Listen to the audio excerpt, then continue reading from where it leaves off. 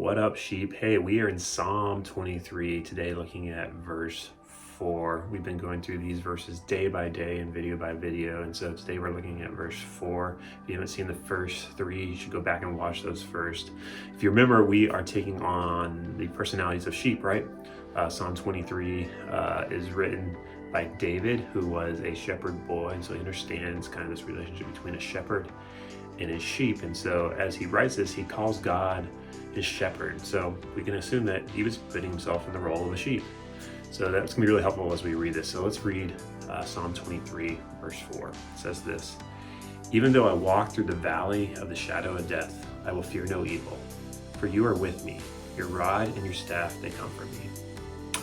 Now, we're imagining ourselves being led by a shepherd. We're imagining ourselves being led by God, which we are, but from the perspective of a sheep, right? And so the shepherd is leading us down this path, right? And I love what it says here. It says, even though I walk through the valley of the shadow of death.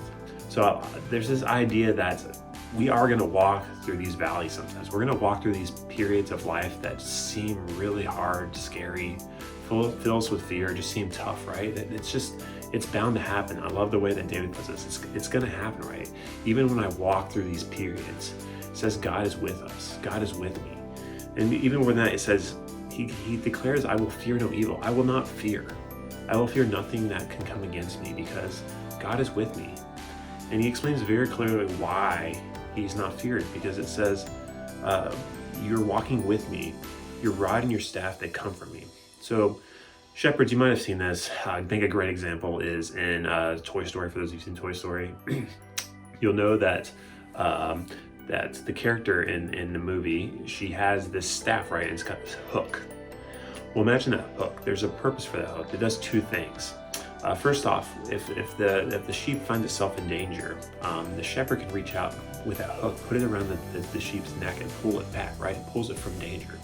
And the other thing it can do, it can take that staff and it can whack anything that's kind of coming against or attacking maybe those sheep. So just imagine that. That's what David's saying about God, right? Is he has the capability to rescue us and to defend us. To rescue us and defend us from trouble, from whatever we might be facing in life. And so I think that should be a great encouragement to us. That's what God wants to do. So here's the question.